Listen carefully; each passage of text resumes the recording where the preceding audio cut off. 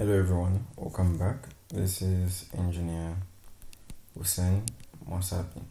So in this video we'll be looking at how to express a force directed along a line in Cartesian form. Alright, so before we get to it, don't forget to like and subscribe to the channel.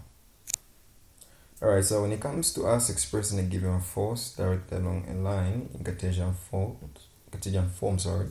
one has to understand that every time you have a force acting in the direction of a position vector, which we know is r, you need to understand that that particular force can be represented in Cartesian form using the unit vector, of which the unit vector we know is u, or that particular position vector. So we can determine that force directed along a line in Cartesian form by simply multiplying the magnitude which is of that particular force by the position vector. What I mean is that you can get that force that you want in Cartesian by multiplying its magnitude times its position vector. Alright, now let's clearly understand this with an example. Alright, so it says a man shown in the figure, this figure as you can see, pulls on the cord with a force of 70 pounds. Alright, let me just change to red. 70 pounds as you can see. So we've been told to represent this force acting on the support A as a Cartesian vector and determine its direction. Alright, so we need to represent this 70 pounds acting at A as a Cartesian. So this man, as you can see here, is pulling on the rope that was attached at A in that direction, which is B. So in simplicity, by inspection, we can tell that the man is pulling from A to B. It's not as though he's pulling from B then to A. He's literally getting the rope that is attached at A, then pulling it to position what? B. That's the case that's going on here. Alright, so in order to do this, the first thing we're supposed to do is simply pick with reference with the origin the position of A and B. So I'll start by getting the position of A. So since we're looking for A to B, we need to get the position at A. So if you look at A is only acting in the z-axis only. Its position is literally just in the z, which means that A does not act in the x nor the y. So it's going to be 0 in the I plus 0 in the j plus its position in the z.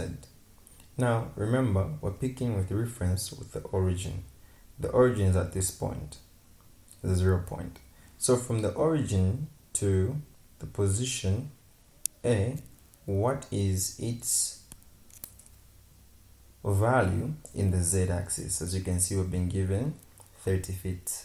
So it's going to be 30 in the K. So that's the position at A. Then we have to pick the position at B using the reference of the origin. Now if you look at B, this is where B is. Let us look for the position of B in the x-axis. So be mindful that the reference is the origin here.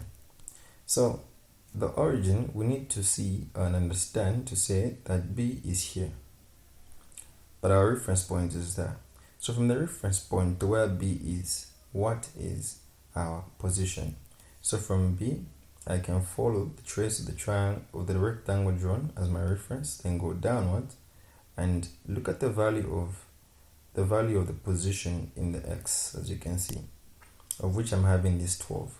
Others can understand the 12 to be if from the origin, for me to reach B in the x-axis, how am I supposed to move?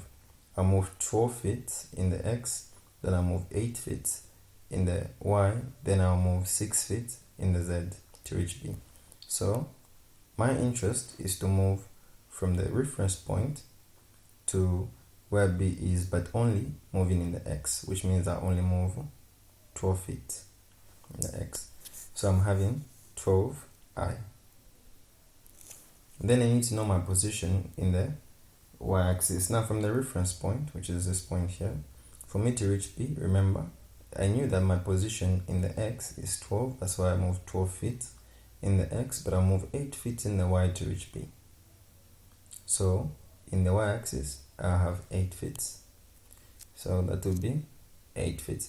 Now in the y-axis, as you can see, if I go in that direction, I'm having my positive y, but if I go in the opposite direction, I'm having my negative y. Therefore, this will be negative 8 in the j-axis, which is the y-axis. Then after that, I need to determine the position in the z-axis. Now, from the reference point, which is the 0, for me to reach B, remember, I'll move 12 feet in the x, then I'll move 8 feet in the y, then I'll move 6 feet in the z, as you can see. So basically, I'll have 6 feet in the what? In the k. And that's how you move. So basically, it's just you asking yourself to say, from the reference point, how am I going to reach the position I'm interested in? Like we did for A, the reference point was the origin there. For me to reach A, I had to move 30 feet to reach A. I didn't have to go anywhere else, but just to go straight. I can't go 8 feet, then again go 6 feet, then again go 12 feet. Then I don't even know what this is, the value of this length here. So I can't really use that path. So I can go directly like that and know the position of A. With B, I just had to move 12 feet in the x, then move 8, then 6.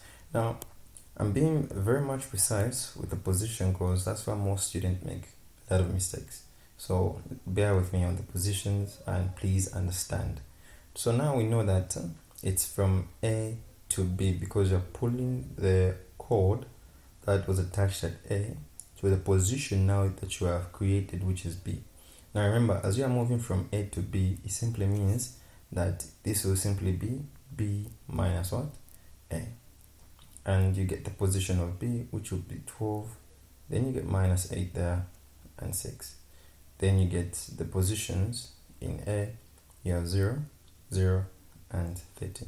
Remember, this is the I, this is the J, and simply this is the what? Okay. After that, you can just do your subtraction and do 12 minus 0. You get 12.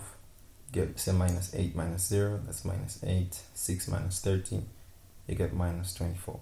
Therefore, the position vector R is equivalent to 12 in the I, minus 8 in the J, then minus 24 in the K. And this is our position vector. Now, we need to also determine the length of the particular chord in order for us to find the unit vector. Therefore, we'll say the magnitude of this will give us the length. So we'll say 12 squared plus minus 8 squared plus minus 24 squared. If you square root this, you get your length. Okay, let me just do it roughly. Or we can compute the inside. Let's compute the inside. Alright, so we'll get the inside, we punch there. We get 784. And if we try and root this value, we'll have it to be 28. Sorry about that. Let me write it cleanly. 28. So 28 is literally the magnitude of the position vector. Now, in order for us to determine the unit vector, remember, it is always the component of the position divided by the magnitude to know the unit vector. So therefore, our unit vector U is equal to the component in the I, which is 12, over the magnitude, which is 28, and this is in the I. Then for the J, you get the component in the J, which is minus 8, divided by the magnitude, which is 28, and this is in the j. We get that in the k, which is minus 24, over the magnitude, which is 28, but this would be in the k. Now that we have our unit vector, as you can see, let us now find, or let me say express, the given force, which is 70 pounds, into a Cartesian vector and determine the direction. Alright, so in order to do this, remember that for us to get what we need, the force we need in Cartesian format should be equivalent to the absolute value of that particular force times the unit vector. So, with this in mind, we can compute by saying, okay, so the force is equal to the magnitude, which is 70, so 70 times our unit vector, which is 12 over 28 in the I, minus 8 over 28 in the j, minus 24 over 28 in the k, like that. So because there is not enough space, you get my magic eraser, erase this, just like that. Go back to the pen. Now, if we pick it up from here and try to compute it, what we'll get is this. We'll get our force in Cartesian format to be, if you'd say 12 divided by 28, then times 70, this will give you 30 in the I. Then if you say 8 divided by 28 times 70, will give you minus 20 in the j.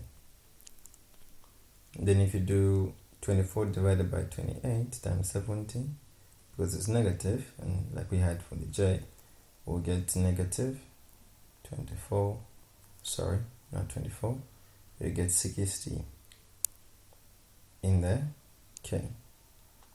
And this will be the force expressed as a Cartesian. But looking at the units of the magnitude we had was in pounds, so we say pounds like that. So basically, that is how you do your conversion.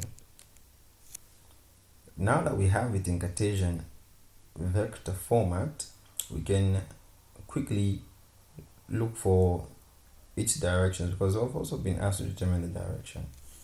Alright, so by now I expect most of us to be familiar with how to find the directions given Cartesian vector. If you are not familiar with that, you can always go back to the playlist and look for a video where I explain on how to convert. Alright, let's continue. Then if we need to convert, we know that cos alpha is equal to, basically we'll say the position in the I divided by what? Sorry, this is cos alpha, sorry. So alpha to be position in the I, divided by the magnitude, like that. So this will be alpha being equal to cos inverse of the position in the I, which is it's 12. It's 12 over 28. Okay, so 28 like that. So alpha will give you 64.623066 something. So therefore we could say alpha is equal to 64.62 degrees. And that's our alpha value. You can do the same for beta. You say cos beta is equal to r in the j over that. So beta is equal to cos inverse of r in the j, which is basically minus 8. So say minus 8 over 28 like that. So beta is going to be 106.6015, and it keeps on going like that. Therefore we could say beta is equal to, like that, some fancy type of b. It's going to be equal to 106.6015 0 degrees, like that. Alright, so let me just create some space here at the bottom. Alright, so basically this is literally how you go about doing this. So for gamma, we say cos gamma is equal to the position in the k divided by the absolute value. So gamma is equal to cos inverse of the position, which is minus 24 over 28. You expect gamma to be, this is 148.99722809. Therefore, gamma is equivalent to, if I round off to decimal places, I get 149.00 degrees. Alright, so this is basically how you go about converting a given force that is directed along a line in Cartesian vector format, and as well as how you can determine the direction after you do that. Alright, I know at first glance it might be a bit tedious for most of us, but with a little bit of practice and understanding the basic explanations on how to go about finding the directions in other videos will help you, and with time you get a hang of it. Alright, if you have queries, you can always reach me on WhatsApp on the line 077 149 5252. Alright, remember, slow progress is better than no progress. And let's strategize before becoming a statistic, and let's try to push for that A+.